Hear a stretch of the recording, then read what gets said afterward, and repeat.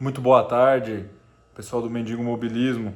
Estamos aqui hoje para fazer o episódio número 4, a virada do século 19 para o 20. E hoje um pouco diferente aqui, hoje em casa, por motivos que não tem nenhum veículo de 4 rodas aqui que dá para gravar dirigindo, né? O único veículo de 4 rodas que eu tô tendo aqui é esse skate aqui, caminhonete. Consegui terminar de montar ela, tá na oficina de alinhamento e montar os pneus novos. O Etio está com a esposa e o Gordon Moore não me emprestou nenhum T50. Então, então vamos lá, né? O que aconteceu a virada do século ali? Tava acontecendo em paralelo a criação ali do automóvel previamente, que foi dito no episódio anterior, da Benz e da Daimler. E então, assim, eles eram vanguarda na Europa, na combustão interna. Logo depois começou a indústria francesa e inglesa, mesmo as fabricantes que já tinham começado no carro a vapor, migrar para o carro a combustão, inclusive a Panhard, que a gente citou, que comprou licença do motor Standard da Daimler e passou a fabricar a combustão interna. Então aí surgiu bastante fabricante importante, né? A, a Ford, mas não a Ford que a gente conhece, a Henry Ford Company de Detroit foi a segunda indústria de carro que o Henry Ford fundou. A primeira, que era Detroit Motor Company, se não me engano, foi 1 ano, 2 anos, faliu. Essa segunda, ele começou de sócio com Henry Leland, que então os dois não estavam se entendendo. O Leland entrou com a grana, o Ford já tinha algum know-how ali da coisa. E ele queria entrar em competições para validar a fama dos carros, né? Falar que, ó, isso aqui tá ganhando corrida é porque é bom, né? No clássico mesmo, né? Igual foi um pouco antes com os Panhard, né? E aí foi bem o início do Win on Sunday, Sell on Monday para os americanos. Só que o sócio dele, que era o cara da grana, não tava feliz com aquilo, não achou que aquilo era uma bobagem dele, desperdício, e não tava dando muito certo, e ainda não tinham. Já tinha virado 1 ano e pouco, não tinha virado nada ainda, não tinha vendido nenhum carro, ainda estava naquela fase de testes, e então ele, no português, claro, meteu o pé na bunda do Henry Ford. E essa Henry Ford Company virou a Cadillac. É só a Cadillac. Que engraçado, né? A Cadillac foi fundada pelo Henry Ford. Então ele, nesse primeiro momento aí da indústria nos Estados Unidos, a Renault, né, do Louis Renault na França, também começou ali na viradinha do século. A Oldsmobile nos Estados Unidos, do lado de cá do Atlanta, é muito importante nessa pré-história, né? Pré-história do automóvel, que ela é de 1904 para trás. É considerado pré-história. Para frente é pré-guerra. Depois da guerra, pós-guerra. Da Segunda Guerra. Vauxhall foi muito importante, muito foda. A Vauxhall, ela surgiu na Inglaterra, também ali se não me engano, no finalzinho do século XIX.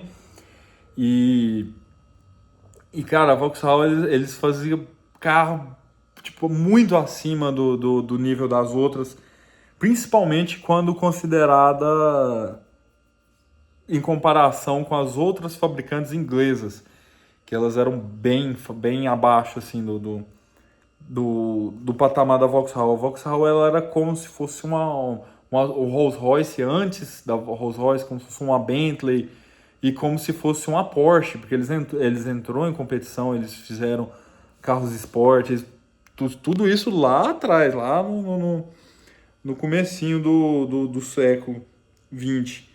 Então ali a, a, a Vauxhall, então, ela simbolizou nesse momento o carro como um artigo de luxo, como um status de luxo.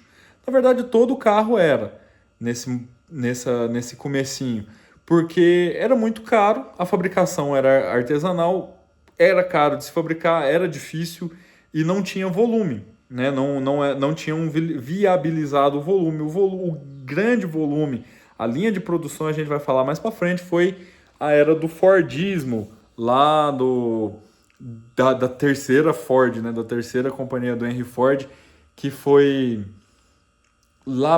foi no modelo T, né? 1914, mas ainda vai mais uns 2 episódios pra gente chegar lá.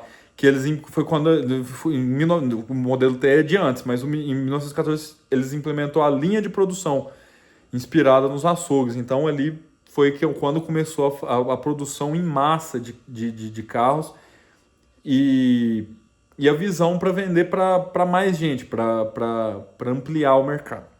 Então, nesse primeiro momento, ainda não tinha a fabricação em linha, era tudo estritamente artesanal, difícil e demorado, encomendado, e aquilo lá era basicamente o fabricante de carro fazia a mecânica e chassi, e o dono, o cliente, mandava para o encarroçador, e os encarroçadores, que nem eram para as carruagens chiques, encarroçavam os carros, né, com madeira e metal, mas estruturalmente essa carroceria de madeira nesses bem antigos aí, do início do século e do final do século XIX. Então, o automóvel então a gente saiu daquele primeiro momento que era quase 100% mal visto como uma coisa de inventor maluco, de inventor que queria... que inventou aquilo como um capricho, como uma coisa desnecessária, uma coisa que era mal vista pela sociedade, né, que a gente falou desde o primeiro episódio, que tinha aquela resistência, né, que as pessoas olhavam e falavam assim, puxa, né, trem barulhento aí, e existia um movimento ali pró-carroça, pró-cavalo, que detonava o carro. Mesmo os a combustão, que já eram bem menos barulhentos e perigosos que os primeiros Steam, né, que os primeiros carros a vapor. Então ele teve essa mudança de visão.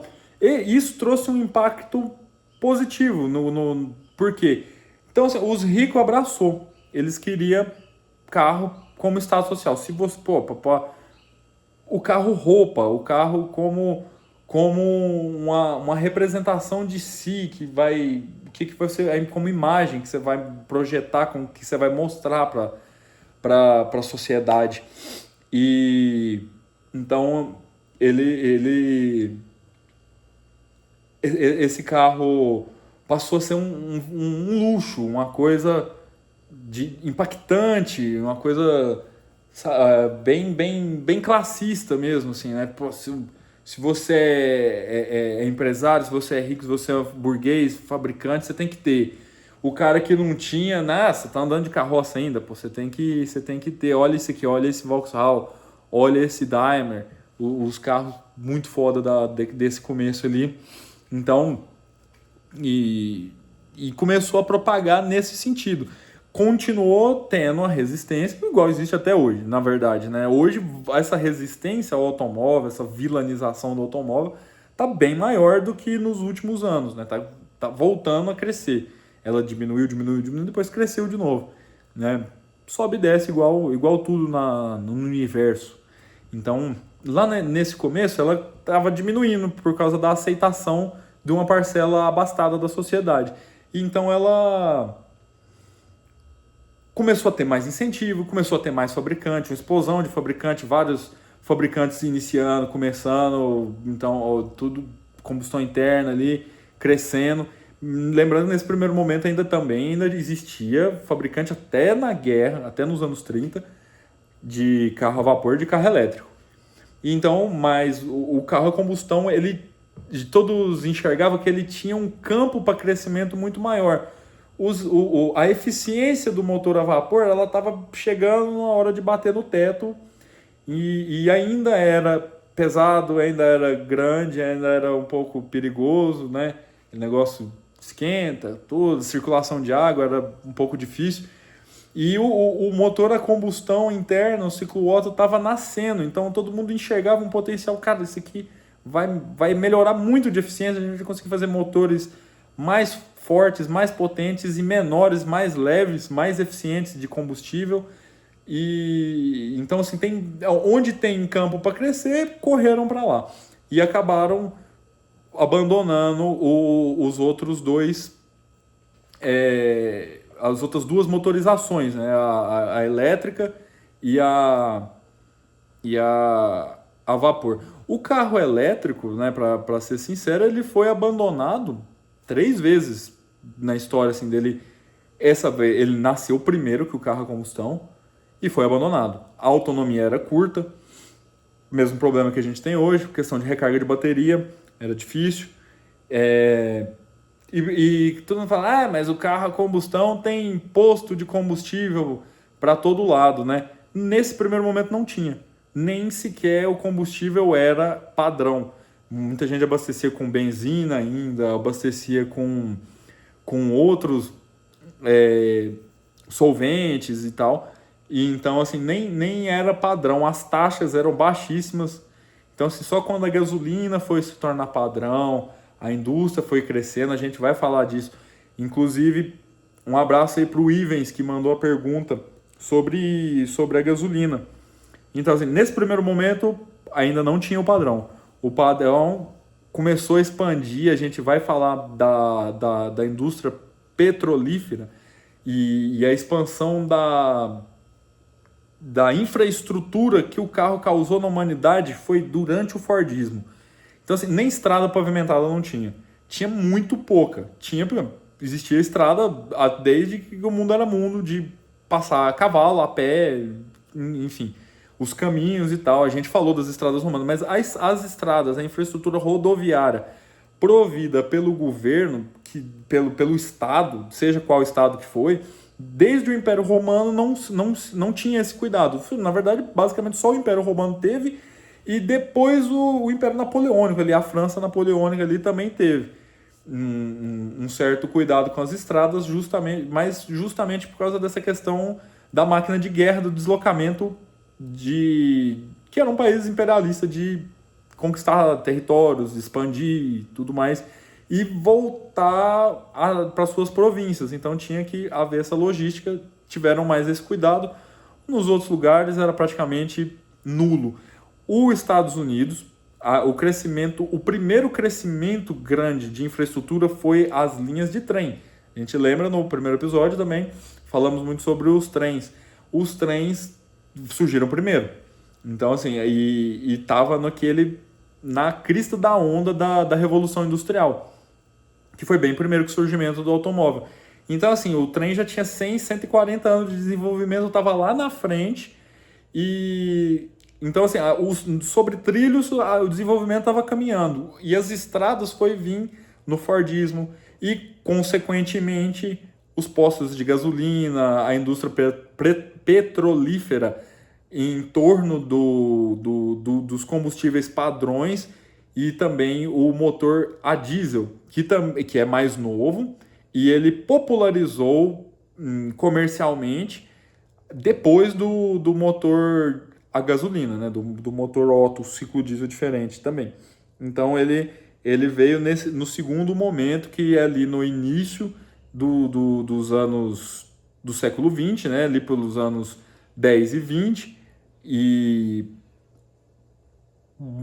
100%, 99% graças ao Fordismo, que foi quem começou a vender carro para outra classe social que não a mais rica.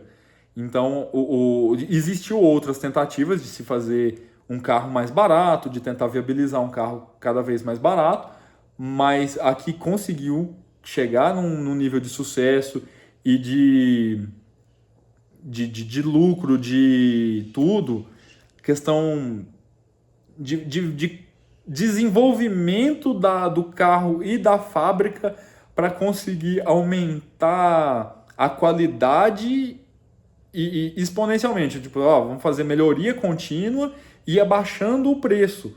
O Fordinho T ele chegou a custar muito barato mesmo em comparação com qualquer carro. Como as pessoas têm pouco conhecimento sobre os carros pré-guerra, mesmo quem curte antigo mobilismo, é bem uma janela móvel ali, então a janela nossa de conhecimento é sempre 30 anos e algumas eras mais românticas, que nem os anos 60. Então, assim, a gente, para usar como exemplo, ele foi impactante como o Fusca. O Fusca ele também teve essa questão da melhoria contínua e o desenvolvimento contínuo do mesmo carro, sem mudar o carro, é aquele mesmo carro, aquela mesma plataforma, aquela mesma motorização, ano a ano melhorando e, consequentemente, viabilizando uma queda no preço por causa da questão ferramental. O ferramental para se fazer na fábrica já estava pago. Então, assim, o carro já deu lucro. A gente desenvolveu um projeto em 5 anos. Então, quando ele tiver, a gente vender a X, os primeiros 7 anos vendendo aquele carro, ele vai dar X de retorno. Lá antigamente, o carro, igual o Fusca ficou quantos anos o Fusca ficou? O quê? 60 anos em produção, 70 anos em produção, que ele saiu de linha em 2005 no México. Né? No Brasil ele foi, voltou, morreu quase chegando nos anos 2000. O Fordinho, ele, se não me engano, foi de 1908 até eles parar nos anos 20, acho que foi 22, para passar para o... Eles ficou quase um ano parado para passar para o modelo A. Então, do T para o A, houve um hiato, a fábrica fechou para reestruturar a fábrica e fabricar o A. Eles ficou sem fabricar carro. E aí voltou com tudo no A, e a Ford era a indústria mais rica do mundo. Ponto. Entre todas. Mas nesse primeiro momento, desse capítulo, do 1896 a 1905, o Henry Ford estava batendo cabeça, fundou uma companhia, não deu certo, não teve investimento, fundou outra, teve investimento, não deu certo com sócios, foi expulso, foi chutado dela, foi demitido da própria empresa, a empresa continuou sem ele, virou a Cadillac, vanguardista em um monte de coisa, inclusive o padrão dos comandos, o volante, no centro ali para o motorista, do lado do motorista, à esquerda a embreagem, o freio no centro, o acelerador na direita, a alavanca do câmbio na mão direita. Esse padrão foi estabelecido pela Cadillac. O motor de partida elétrico foi criado pela Cadillac, mais para frente também do que essa ideia. Essa fase aqui foi bem o comecinho da empresa. Mas ela foi muito importante para a história do carro e da humanidade, que se entrelaçam a partir da invenção dele. E nessa época foi o primeiro carro tivemos o primeiro carro no Brasil, né? Foi um Peugeot, se eu não me engano, 1902. Foi trazido da França para o Brasil. Eu carece de dar uma olhada quem que foi exatamente quem trouxe ele, mas é uma informação bem conhecida, assim, tem muita coisinha de curiosidade, então só lembrei meio que aleatoriamente dele. E por hoje é isso. Eu vou estar viajando esse final de semana, então eu vou ter bastante tempo na estrada para poder gravar os próximos episódios. E esse em casa foi meio que a parte da semana, foi super corrida. Consegui montar toda a minha S10, que eu tinha desmontado a suspensão e a parte de combustível para fazer uma revisão. E também peguei uma moto para arrumar, uma Shadow com o motor contaminado por gasolina. Ela tinha travado a agulha do carburador e ficou jogando excesso. A agulha do ar também, de regulagem do ar, também estava suja. Então ela estava passando excesso, encheu o motor de gasolina. Então a gente fez a descontaminação, desmontou ela toda. é, o sistema de arrefecimento tinha mangueira rachada, foi substituído. Substituímos vela, bateria, regulamos o carburador, montamos tudo de novo, conseguiu entregar ela perfeita, redondinha. 100%, óleo novo, filtro novo, vela nova, vela nunca tinha sido trocada, eu nunca tinha visto uma vela durar 20 anos, a vela original dela durou. NGK, fabricada no Japão, original na moto. E aí então foi bem correria fazendo essas coisas, e as peças que restavam da SD chegou, ela tá na oficina montando os pneus novos e alinhando nesse momento que eu gravo sexta-feira à tarde, e e a, e a moto foi embora. Amanhã a gente pega a estrada e fala da década seguinte, ali, 1906 a 1915. E os fabricantes importantes que foram chegando para a brincadeira. E aí chegou uma galera de peso, né? Chegou uma galera muito pesada aqui. A Fiat chegou nessa década nossa, que a gente está falando, de 96 a 1905, e 1906 para frente tivemos Bugatti, a Duesenberg, Alfa Romeo, tivemos bastante empresas muito, muito importantes. A Duesenberg, sensacional, sensacional. E outras também, a gente vai falar tudo certinho no próximo episódio 5. Esse foi o episódio 4, a virada do século, a década de 1896 a 1905, como o carro virou status social, como o carro virou roupa. Igual é hoje em dia, né? Isso passou a fazer parte do carro e nunca mais desvinculou. Mesmo depois que existiu o carro popular, essa visão social do carro nunca se desvinculou dele mais. A imagem que você passa para a sociedade com o seu carro é que nem a sua roupa. Se você tá de terno, você tá tentando passar uma imagem diferente do cara que tá de regata e de boné e bermuda. Ou então o carro, mesma coisa. Se você tinha um carrão nessa época, ou se você andava num Pangaré, era que nem hoje em dia você ter um carro de luxo. Entendeu? Então ficamos assim. Muito obrigado a todos que assistiram até o final. Curtam, compartilhem, enviem aí para os amigos. Tamo junto. Até mais. Obrigado.